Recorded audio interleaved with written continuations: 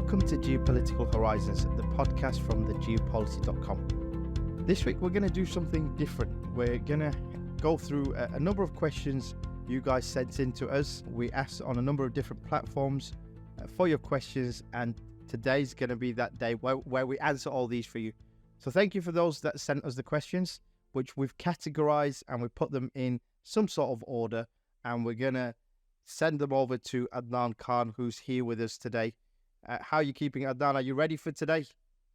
I'm good. Yeah, let's do this. Okay, so there's a lot of different topics, so I'm going to really test you today. So first one being, with Bashar al-Assad, he's now back in the Arab League. People have generally accepted him in the wider the international community. Why are relations being normalized with him? So the reason why relations are being normalized is the situation Bashar al-Assad was in, where his people rose up against him, can very easily be the same situation for any of the other Arab rulers in the region.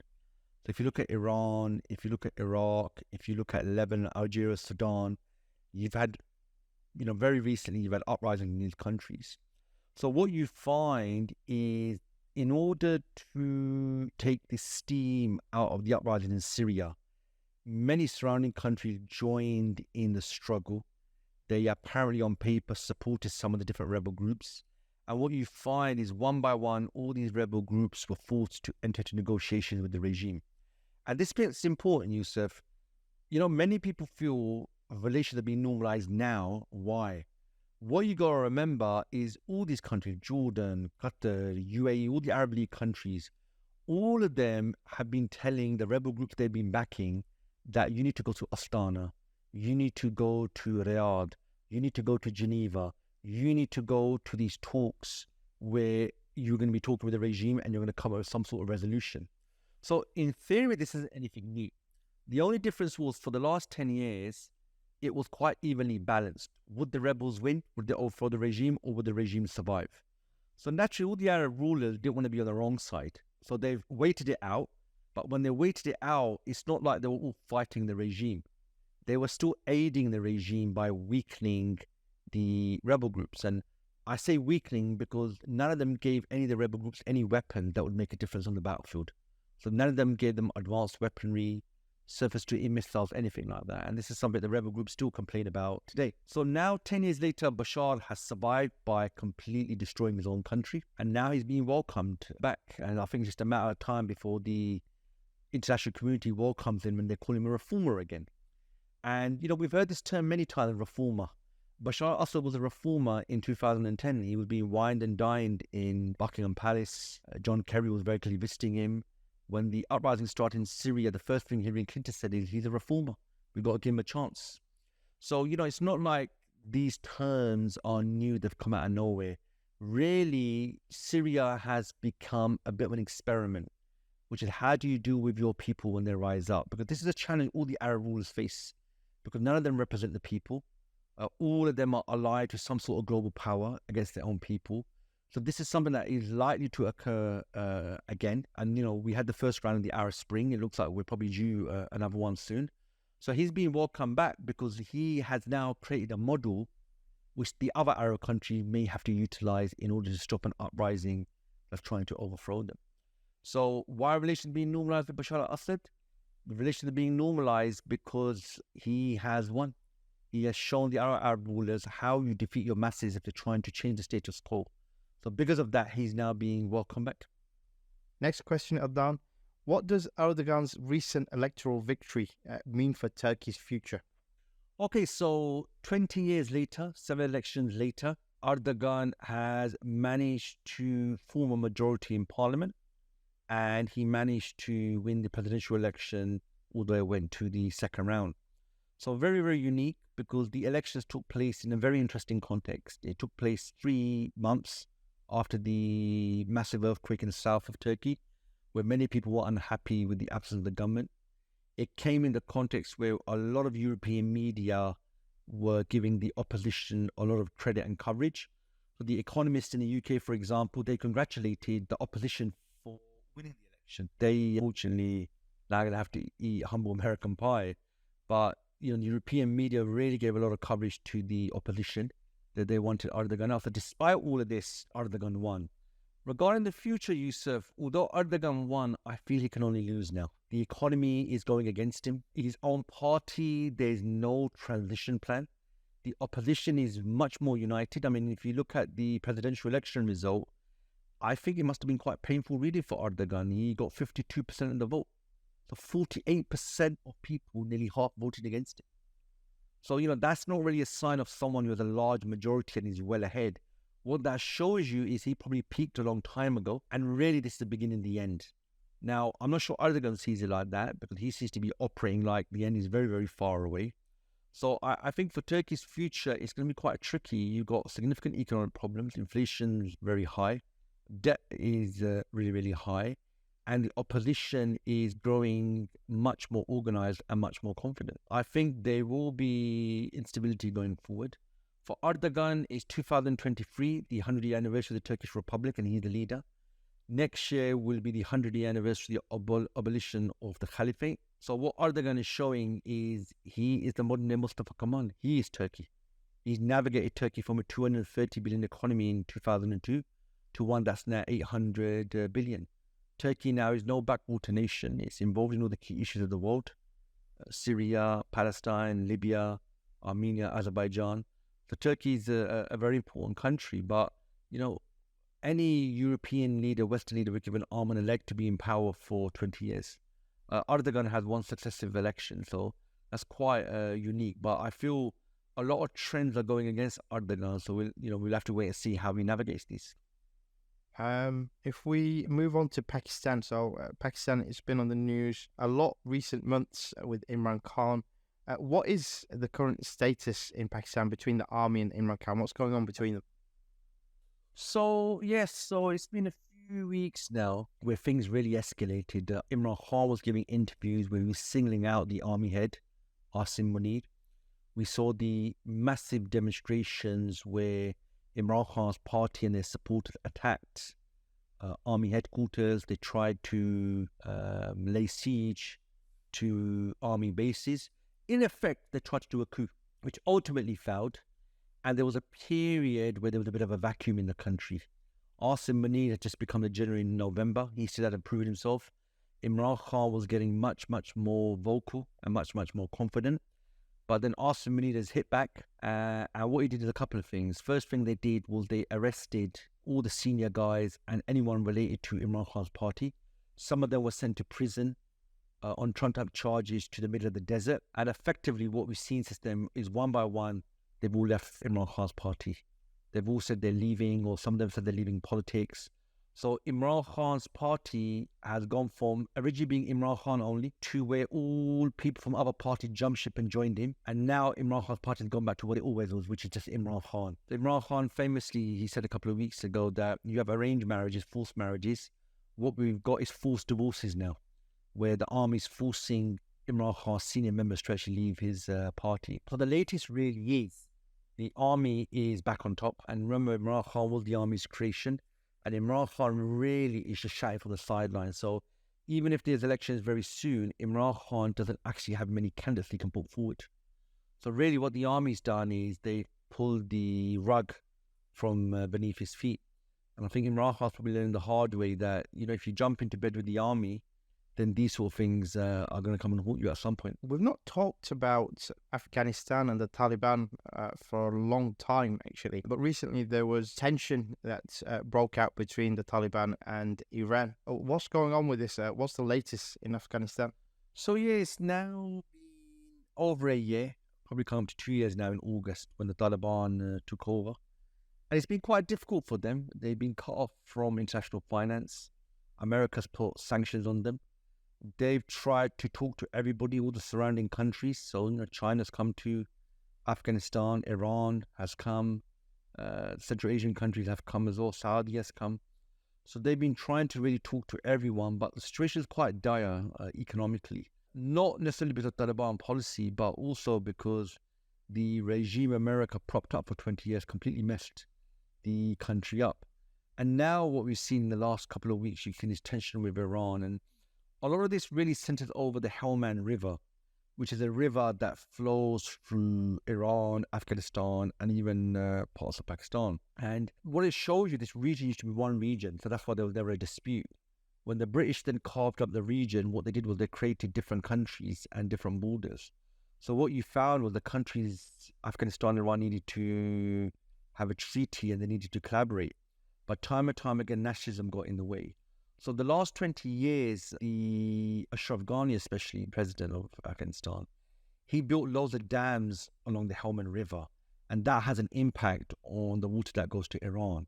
So, the south of Afghanistan, the south of Iran, the northwest of Pakistan, they all are close together and it's largely desert. So there's very few water sources. That's why this particular water source is really, really important. So since Taliban came to power, there's been about 10 border clashes or attacks over this. And so that's really what's going on. This, it's probably come at the worst possible time for the Taliban. Taliban have so many issues to deal with. And now this is another one added to the list of problems that they're going to have to deal with. Now, Ukraine, Russia's invasion of Ukraine, it's been going on for some time now. Where is the war up to? Where does Ukraine currently stand? Okay, so end of February was the 1-year anniversary of the Ukraine war. And really, by October last year, things came to a bit of a standstill because the winter was starting and it's difficult to fight in Ukraine with the winter to supply your troops. So what we find by winter, two main things that happen is firstly, Russia had lost half of the territory it occupied. And then secondly, Ukraine was actually making some inroads into the north and the south of Ukraine to get it back. Then things slowed down considerably with winter, and there's lots of talk of a counter-offensive by Ukraine. Russia had mobilized more troops, so come spring, come summer, you're going to see the return of clashes. So literally last week, Yusuf, Ukraine started its offensive, and what you see at the same time, Russia reportedly blew up a dam, which means that part of the invasion force won't be able to take that route from Ukraine, because can't move equipment against water that's going to be traveling along so many different areas. So really, there's no end in sight the Ukraine war at the moment. What we do know is the European economies are struggling with energy. Russia has seen a big drop in its oil revenues, which is going to have an impact on the longevity of this war. But for the moment, there's no talk about talking. It's all about who can achieve more on the battlefield in order to negotiate from a position of strength. So yeah, that's really where things are. Adnan, we can't really talk about Ukraine without talking about the rebellion by Wagner a few weeks ago. I mean, we did do a podcast at the time, but what do we know now that we didn't know back then? So Yusuf, what took place for a weekend was a rebellion. It was a rebellion by really an oligarch. Yevgeny Prigozhin is an oligarch, made a lot of money like the other oligarchs did. However, his problem wasn't actually with Putin. His problem was with the defense chief, Shoigu, and the head of the army. And his problem is, which has become more clearer now, is the fact that he had tensions with both of these individuals. And a lot of this goes back to the fact that Wagner are trying to take credit for some of the battlefield victories. And this led to the defense head and the army chief cutting ammunition and supplies to Wagner forces. So as a result, this has caused many deaths. It's led to Wagner struggling on the battlefront. Now, this is something Prigozhin has been saying for a while.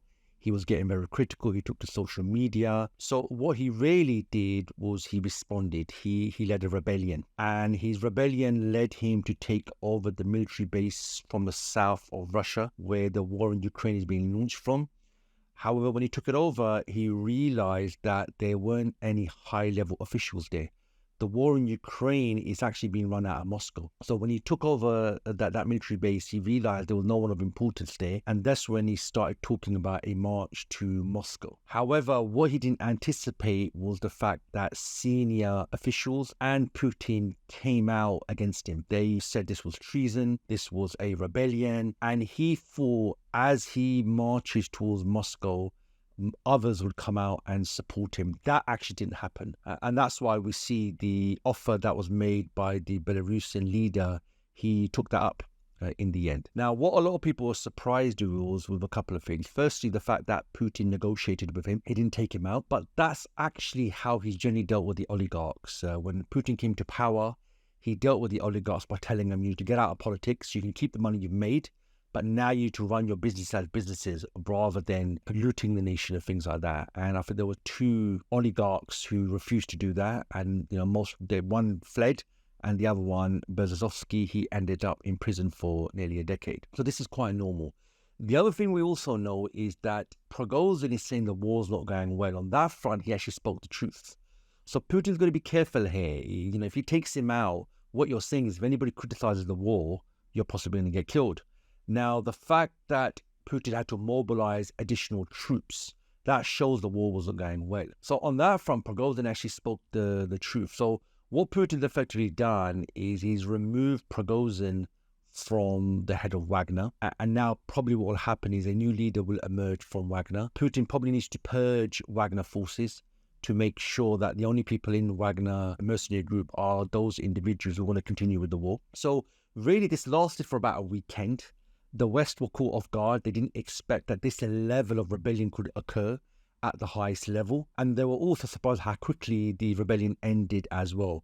There wasn't like lots of bloodshed. There wasn't like a massive crackdown. What really happened was there was a rebellion, but the rebellion didn't really get any support from wider forces. So if this was going to be successful, Prigozhin needed the FSB to come out and support him. He needed more heavyweights in the Communist Party to support him. He needed the military really to come out further and actually support him. That didn't happen. So I think going forward, Yusuf, what we need to look out for is how much impact this has on the morale of Russia's army. The broader army is struggling in Ukraine, so this potentially could have impact on them. We need to keep an eye out on other senior officials within the Kremlin. Do they stick to Putin or do they believe this is the beginning of the end and they should jump ship as well? But the Western media gave it significant coverage. They were calling it a coup. It obviously hasn't turned out like that, but will it have an impact? This is something we're going to be watching at the Geopolity. Now, the next couple of questions, they're more about where you think a country will be in the future. First one is India. So India is progressing at a very fast rate. Do you think it can ever become a global power? So India has the potential to become a power. It has the ingredients, but there are significant obstacles that will need to be overcome if India ever does become a power again. And these are many. Firstly, India is heavily divided internally. India is divided by Hinduism, by sect, by gods, by language, and then you've got significant minorities. The biggest priority for central government is the different regions, and then the head of these regions, their biggest issue is their particular region. So what you find when it comes to foreign policy, there's not that much direction. India is a continent size, so for most leaders in India, it's always, their main priority has always been internally. It's never been about power projection or anything like that. The second problem they've really got is energy. India has a huge dependency on foreign energy. It doesn't really have much of its own energy. It's trying to use renewable technology. But India is heavily reliant upon energy from the Middle East, from oil, from places like Qatar, UAE, these sort of places. So that's, if you don't have a regular supply, independent supply of energy, you're going to have a massive problem going forward. Then also I would question you, so finally, does India actually have global ambition? I mean, India wants to be respected. India wants to be the dominant power in the region. I'm not sure they have global aspirations. I'm not sure they know what that even means if they did have. I think with India, it's about honor and respect. They want a powerful India, but India solving the two-state solution, India solving African issues, India solving climate change. Apart from the fact that they won't want to get involved in this, they have no clue how to get involved, even if they wanted to. So, really all these issues are going to act as obstacles unless they can be overcome. It seems the political parties in India are more interested in enriching themselves and, playing different narratives to give themselves credibility. So that will make a leader or a party strong, but it's not really going to help them build a strong nation where you can expand and go into other countries. So no, unfortunately, although India potentially can, and it has the ingredients, I think the challenges and the obstacles are just too big for them to overcome them currently. This next question, I think it's really a podcast in and of itself. Is US power in decline? So this is probably the most fashionable or the most discussed topic really at the moment. And obviously it has ramifications. America, the global power is in decline. Then much of what America established in terms of global liberal order, the institution, they would also be in question as well. And then who's going to replace it? What are they proposing? And obviously, if you look at this century, America was involved in 2 wars, which were a complete failure. America's economy imploded in 2008 with the global economic crisis. And now you've got polarization internally at home. Donald Trump isn't an exception. Donald Trump is representative of at least half of America. What he says, what he calls for, and this is leading to massive divisions within the political class in America. You're seeing Trump looks as though he's going to run for elections again, and all the polls say he's going to win. However, he has various indictments against him, which is going through court. So really, America is not that shining beacon on the hill. American democracy is not an example for everyone. If anything, if we were to talk about America and not mention any names, you'd think we're talking about some banana republic in Africa or the Far East or South Asia. But we're talking about America. So when you put this all together, all of these are indicators of decline for people. Now, I would just say, Yusuf, is America abandoning its role in the world? Of course not. America is still engaging in the world. At the moment, America has dealt with the EU. The EU transatlantic relations were rock bottom when Trump left. Biden's managed to get it back on the right footing, and he's even got Europe to take economic pain against the war against Russia. So that shows you politically they dealt with the EU. America has now embroiled Russia in a war in Ukraine. So that allows America to completely focus on the one main challenge it's got, which is China. And it doesn't expect the European Union to get in the way or Russia, but they're busy with a bigger war on their own continent. So I think America's power has taken a hit. I think Russia and China are much more confident today because they saw America's military is not as capable as they made it out to be, as we saw in Iraq and Afghanistan. However, China or Russia or anyone else is not proposing a new world order. They're not proposing a new ideology for the world. And I think this is probably why America will be in decline for a long time, but it won't get replaced because no one else has an alternative at the moment. China and Russia would like to remove America from the number 1 spot, but then they would like to take the number 1 spot. They would like to be the head of the global liberal order, the global financial system. So, there's no Cold War in the world today. This is not 2 ideological blocks battling out. This is a great power competition over national interests, not over ideologies and, making your ideology supreme. Adnan, can you explain how the concept of a vassal nation works? Okay, so I think just now that we're on this topic, we probably need to do a podcast on this, but this question seems to come up quite a lot. Even I saw on social media, this is quite a common question. But put simply, a vassal nation is not something new. It's always existed in time. And a vassal nation is someone who's completely or nearly completely subordinate on another power. So their foreign policy is controlled by another power. And then that power even has influence and a say over some of the domestic policy. So example of this is Pakistan being a vassal for America, Egypt being a vassal for America, Belarus, Kazakhstan being vassals for Russia. That's what we're actually talking about. Now, why is this important from a geopolitical international relations perspective? It's important because global powers will use their vassals to achieve their strategic goals. So rather than the power doing all the heavy lifting, they will get their vassal nation to do some heavy lifting as well. So you're finding, for example, America has recruited everyone in its campaign against Russia in Ukraine. So all American allies have been forced in one way or another, although some of them are fighting back, that they're going to support the American position. Nobody wants to be seen to be supporting the Russian position.